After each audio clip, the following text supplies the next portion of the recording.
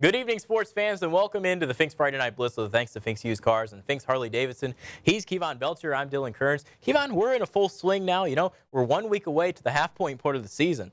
Definitely, and you know what that means? That means that everybody's getting into a groove. Everybody can find their grind, but now it's trying to make that push, that final push into NBL play and making sure that you get ready for the conference. Right, you got some non-conference opponents to start the year, and then now you get the NBL play. So let's get to the highlights. Morgan raiding into Sheridan to take on the Generals. It was first quarter of play. Justin Munyon on the inside give, and Rumblin' Munyon as it makes a man miss. Jukes another, lowers the shoulder for contact. Look at this, sit down, picks up the first down. Huge run from the Generals tailback. The drive stalled. No score after 1 quarter. Second quarter of play on second down. Logan Niswonger checks down to Adam Cooper. He gets a nice gain out of bounds to bring up a third down. The Sheridan defense came to play today. Very next play on third down, Mason Dortch gets in there and gets the sack. It sets up fourth, and Coach Bowman is trusting his offense right here. Niswonger drops back on fourth and throws a beautiful dart on the numbers to Cole Searle. He goes up and makes a contested catch between two defenders for the first. Later in the quarter, Morgan had another fourth down, and watch this. He gets in there all day in the pocket, right? You should be able to make a play there, but looking great defense by Sheridan all over the place, sacked by 3 Generals defenders. Sheridan went on to win 29-13 after a defensive start to the ball game. They improved to 4-0 on the year. Morgan falls to 2-2. All right, now out to Tri-Valley we go, Dylan. It was a great game between the Scotties and the Maysville Panthers as they got ready for a big one.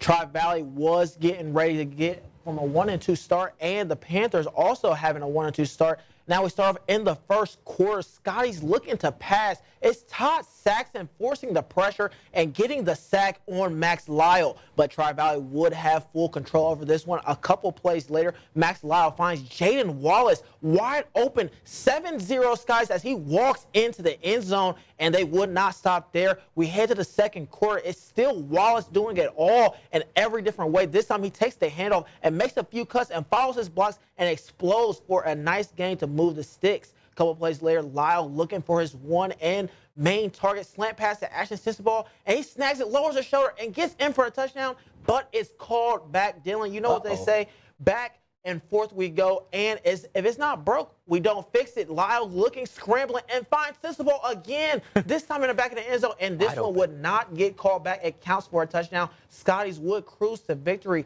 38-13. And the Community Bank TV game of the week, West Muskingum Tornadoes beat the New Lexington Panthers 34-13 tonight. Rashid Cisse, a monster game for West M, scoring all 5 touchdowns, 4 on the ground and 1 receiving touchdown. Last year, New Lexington won the small school division, but have now lost 2 straight games after starting the year 2-0. And now look at our one and only scorer out of the NVL. Not in the NVL, I mean, but John Glenn would defeat Coshocton in the blowout 30-7. Still to come, more NVL highlights. Did Crooksville stay undefeated and beat Meadowbrook? That was a thriller, plus an overtime thriller in Zanesville. Ty Belcher joins the set, and we'll have more highlights and scores when we return. Welcome back into the Fink's Friday Night Blitz with a thanks to Fink's Used Cars and Fink's Harley Davidson. Ty Belcher joins the set with the Riverview Philo highlights. Ty? Guys, it was a great night for football. It was also a great night to try and end an undefeated season. Now heading out to Hartman Field, where the 3-0 Philo Electrics look to continue one of their best starts in school history as they host the Black Bears of Riverview, who are looking for their first win of the season. This game last year, the Philo Electrics did not make it. The Electrics would look to get an early spark in the matchup. How early? We're talking first kickoff of the game early as they force a fumble and recover the ball at the Riverview 27. The very next play, Talon Bailey gets the ball and turns himself into a pinball and bounces off multiple tackles as he makes his way into the end zone to go up 7-0 in the first. 2 drives later, quarterback Talon Preston rolls to his left and finds Jack Lincecum, who must have had the cheese touch being that open in the back of the end zone to take a 14-0 lead. The Electrics will stay charged up with sophomore Aiden Mahan getting the ball as he makes his way down the sideline, almost taking out the cameraman, diving into the end zone to cap off the 45-yard touchdown. And trust me, no cameramen were injured today. The woes continue for the Black Bears as the exchange on the handoff is bobbled and dropped.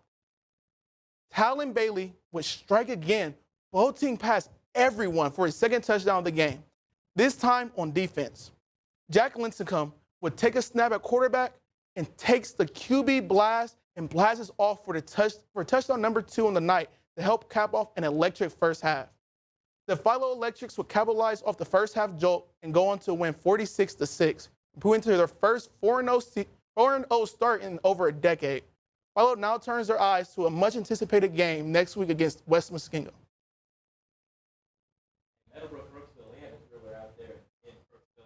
Let's get to those highlights. Meadowbrook at undefeated Crooksville, 24-13 Colts lead, start of the third. Quarterback Brayson Hill puts the ball on the ground. Meadowbrook takes over in plus territory with an 11-point lead. The Colts got the ball into enemy territory, went for it on fourth down. Justice Huey floats the ball in the air to Jacob Hammer of the Ceramics. Back and forth we go here. Fourth down and 13 for Crooksville. Hill sees nothing downfield, and ladies and gentlemen, I just want you to watch this. Is he Houdini? He lost everybody behind the line and somehow squirts out of it. Hill goes all the way to the house, and the two-point conversion was also good. Freshman quarterback making plays, 24-21, heading to the biggest part of the game. Fourth quarter on third down and 3 on the 3-yard line. The snap is fumbled and Meadowbrook pounces on it. The Colts hold on 24-21 and hand the Ceramics their first loss of 2023. Meadowbrook now 3-1. Sheesh. Now for the last game of the night, and boy, was it a classic. Zanesville hosted Lakewood in an instant thriller. We start off late into the game with the third quarter as the Zanesville Blue Devils took on the Lakewood Lancers. Start of the third quarter, like I said, Adam Crawford throws the tunnel screen to Nate Lee, and he shrugs off a couple tacklers as he tries to race down the field, and he is taken down all the way inside the 10-yard line. The Lancers would kick a field goal to go up 16-14. Zanesville with it now, and his handoff to Cam Ruff. And he gets some nice blocks, and he takes off down the sideline as well for a monster gain and puts them in opponent territory. But the Blue Devils couldn't capitalize. Zanesville would play nice defense and force the punt this drive, but it's a bad snap over the punter's head. Safety, and this ties up the game, Dylan, at 16 all. Now with a minute left, Zanesville trying to take the lead with a field goal from the 28-yard line, and it's short.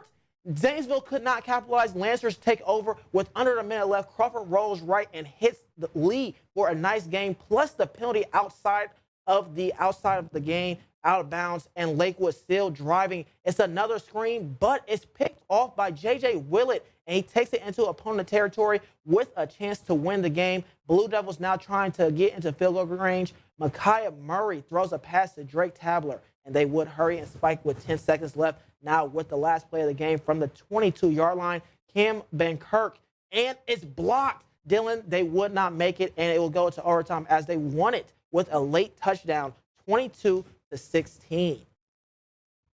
Get their first win of the year there. Now the non-NVL scores. Bishop Rosecrans beat Bern Union 23-21. JT Robinson kicks a 28-yard field goal with 8:49 to go. Michael Dady recovered the game-winning fumble late in the game. Granville beat Heath 41-33. Indian Valley beat Cambridge 45-7. Shenandoah beat Buckeye Trail 23-20. Thomas Worthington 36-35. 1-point victory over Newark. Miller beat Millersport 48-16. Caldwell beat Monroe Central 48-26. Logan beat Warren 20-14.